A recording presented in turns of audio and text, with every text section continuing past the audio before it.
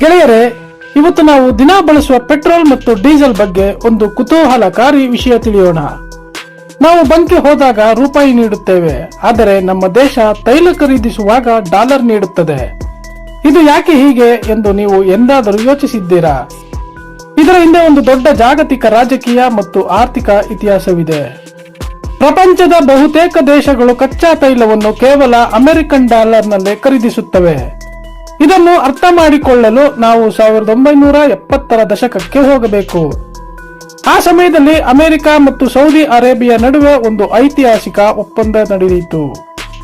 Saudi Arabia ವಿಶ್ವದ ಅತಿ ದೊಡ್ಡ ತೈಲ ಉತ್ಪಾದಕ ರಾಷ್ಟ್ರವಾಗಿತ್ತು. ಅಮೆರಿಕ ತನ್ನ ರಕ್ಷಣಾ ಪಡೆಯ ಸಹಾಯವನ್ನು ಸೌದಿಗೆ ನೀಡಲು ಒಪ್ಪಿಕೊಂಡಿತು. ಬದಲಾಗಿ ಸೌದಿ ಅರೇಬಿಯಾ ತನ್ನ ಎಲ್ಲಾ ತೈಲ ಮಾರಾಟವನ್ನು ಕೇವಲ ಡಾಲರ್ನಲ್ಲಿ ಮಾತ್ರ ಮಾಡಲು ಒಪ್ಪಿತು. ಇದರಿಂದಾಗಿ ಪೆಟ್ರೋ ಡಾಲರ್ ಎಂಬ ವ್ಯವಸ್ಥೆ ಜನ್ಮ ತಾಳಿತು.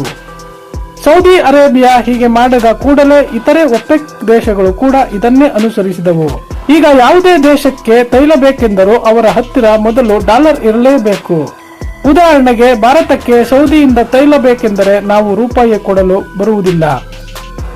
ನಾವು ಮೊದಲು ನಮ್ಮ ರೂಪಾಯಿಯನ್ನು ಅಂತಾರಾಷ್ಟ್ರೀಯ ಮಾರುಕಟ್ಟೆಯಲ್ಲಿ ಮಾರಿ ಡಾಲರ್ ಖರೀದಿಸಬೇಕು. ಆ ಡಾಲರ್ ಅನ್ನು ಬಳಸಿ ನಾವು ಕಚ್ಚಾ ತೈಲವನ್ನು ಆಮದು ಮಾಡಿಕೊಳ್ಳುತ್ತೇವೆ. ಇದರಿಂದಾಗಿ ಇಡೀ ಜಗತ್ತಿನಲ್ಲಿ ಡಾಲರ್ಗೆ ವಿಪರೀತ ಬೇಡಿಕೆ ಸೃಷ್ಟಿಯಾಯಿತು. ಯಾವುದೇ ದೇಶಕ್ಕೆ ತನ್ನ ಆರ್ಥಿಕತೆ ನಡೆಸಲು ಇಂಧನ ಅತಿ ಮುಖ್ಯ. ಹಾಗಾಗಿ ಪ್ರತಿಯೊಂದು ದೇಶವು ತನ್ನ ಬಳಿ ಡಾಲರ್ ಸಂಗ್ರಹವನ್ನು ಇಟ್ಟುಕೊಳ್ಳಲೇಬೇಕು. ಡಾಲರ್ ಇಲ್ಲದಿದ್ದರೆ ಆ ದೇಶಕ್ಕೆ ಪೆಟ್ರೋಲ್ ಸಿಗುವುದಿಲ್ಲ. ಇದರಿಂದ ಸಾರಿಗೆ ವ್ಯವಸ್ಥೆಯ ಸ್ಥಗಿತಗೊಳ್ಳಬಹುದು. ಅಮೆರಿಕಕ್ಕೆ ಇದರಿಂದ ದೊಡ್ಡ ಲಾಭವಾಗುತ್ತಿದೆ.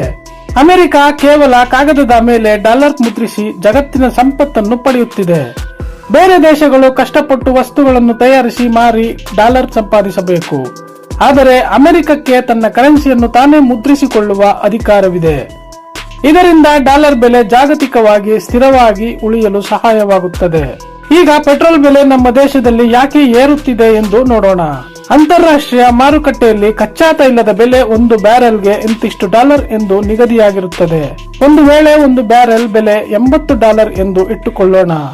$1 ಬೆಲೆ 80 ರೂಪಾಯಿ ಇದ್ದಾಗ ನಾವು ಒಂದು ಬ್ಯಾರೆಲ್ಗೆ 6400 ರೂಪಾಯಿ ನೀಡಬೇಕು.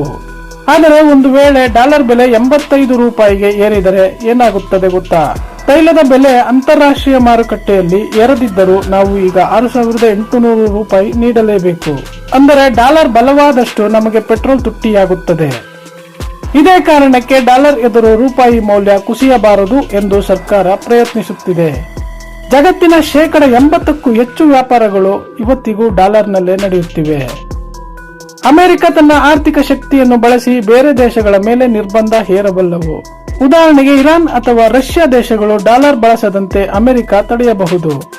ಆಗ ಆ ದೇಶಗಳಿಗೆ ತಮ್ಮ ತೈಲವನ್ನು ಮಾರಾಟ ಮಾಡುವುದು ತುಂಬಾ ಕಷ್ಟವಾಗುತ್ತದೆ. ಆದರೆ ಈಗ ಕಾಲ ಬದಲಾಗುತ್ತಿದೆ. ಜಗತ್ತು ಡಿ-ಡಾಲರೈಸೇಷನ್ ಕಡೆಗೆ ಸಾಗುತ್ತಿದೆ. ಅಂದರೆ ಡಾಲರ್ ಮೇಲಿನ ಅವಲಂಬನೆಯನ್ನು ಕಡಿಮೆ ಮಾಡುವುದು. ಭಾರತ ಈಗ ಯುಎಇ ಜೊತೆಗೆ ರೂಪಾಯಿಯಲ್ಲೇ ತೈಲ ವ್ಯವಹಾರ ಮಾಡಲು ಒಪ್ಪಂದ ಮಾಡಿಕೊಂಡಿದೆ. ರಷ್ಯಾ ಕೂಡ ಭಾರತಕ್ಕೆ ರೂಪಾಯಿ ಅಥವಾ ಇತರೆ ಕರೆನ್ಸಿಗಳಲ್ಲಿ ತೈಲ ನೀಡಲು ಮುಂದಾಗಿದೆ. ಚೀನಾ ಕೂಡ ತನ್ನ ಕರೆನ್ಸಿ ಯುವಾನ್ ಅನ್ನು ಅಂತಾರಾಷ್ಟ್ರೀಯ ಮಟ್ಟದಲ್ಲಿ ಬೆಳೆಸಲು ಪ್ರಯತ್ನಿಸುತ್ತಿದೆ. ಬ್ರಿಕ್ಸ್ ರಾಷ್ಟ್ರಗಳು ಸೇರಿ ಹೊಸ ಕರೆನ್ಸಿ ತರುವ ಬಗ್ಗೆ ಚರ್ಚಿಸುತ್ತಿವೆ. ಆದರೆ ಡಾಲರ್ ಅನ್ನು ಅಷ್ಟು ಸುಲಭವಾಗಿ ಕೆಳಗಿಳಿಸಲು ಸಾಧ್ಯವಿಲ್ಲ. ಏಕೆಂದರೆ ಕಳೆದ 50 ವರ್ಷಗಳಿಂದ ಇಡೀ ಜಗತ್ತಿನ ಬ್ಯಾಂಕಿಂಗ್ ವ್ಯವಸ್ಥೆ ಡಾಲರ್ ಮೇಲೆ ನಿಂತಿದೆ.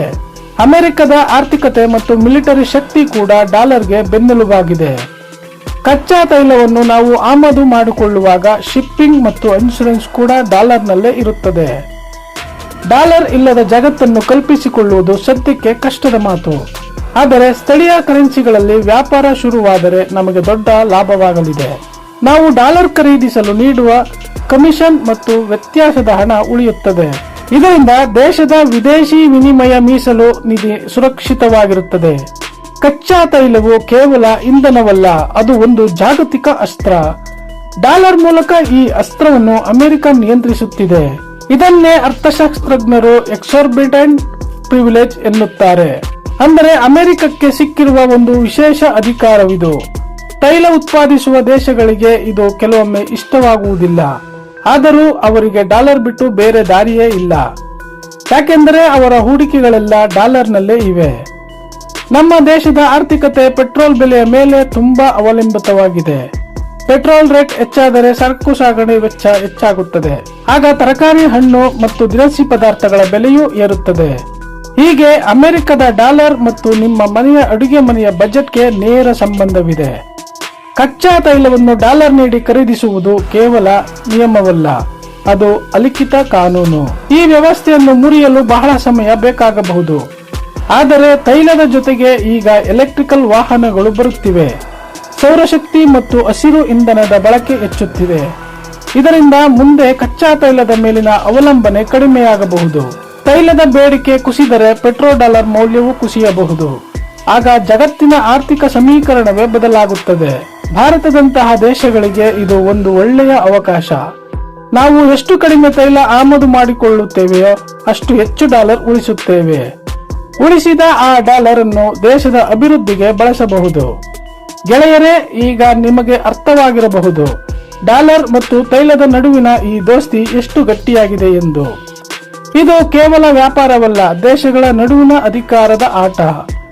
ಇಂತಹ ಮಾಹಿತಿಗಳನ್ನು ತಿಳಿಯುವುದು ಪ್ರತಿಯೊಬ್ಬ ನಾಗರಿಕನಿಗೆ ಮುಖ್ಯ. ಮುಂದಿನ ಬಾರಿ ಪೆಟ್ರೋಲ್ ಬೆಲೆ ಏರಿದಾಗ ನೀವು ಡಾಲರ್ ರೇಟ್ ಕೂಡ ಚೆಕ್ ಮಾಡಿ. ಈ ಮಾಹಿತಿ ನಿಮಗೆ ಉಪಯುಕ್ತ ಅನಿಸಿದರೆ ವಿಡಿಯೋಗೆ ಲೈಕ್ ಮಾಡಿ. ನಿಮ್ಮ ಗೆಳೆಯರೊಂದಿಗೆ ಈ ವಿಚಾರವನ್ನು ಹಂಚಿಕೊಳ್ಳಿ. ಮತ್ತಷ್ಟು ಇಂತಹ ಆಸಕ್ತಿದಾಯಕ ಫ್ಯಾಕ್ಟ್ಸ್ ತಿಳಿಯಲು ಚಾನೆಲ್ಗೆ ಸಬ್ಸ್ಕ್ರೈಬ್ ಆಗಿ. ಈ ಬಗ್ಗೆ ನಿಮ್ಮ ಅನಿಸಿಕೆ ಏನೆಂದು ಕಮೆಂಟ್ ಬಾಕ್ಸ್ ನಲ್ಲಿ ತಿಳಿಸಿ. ವಿಡಿಯೋ ನೋಡಿದ್ದಕ್ಕಾಗಿ ಧನ್ಯವಾದಗಳು. ಮತ್ತೆ ಮುಂದಿನ ವಿಡಿಯೋದಲ್ಲಿ ಸಿಗೋಣ.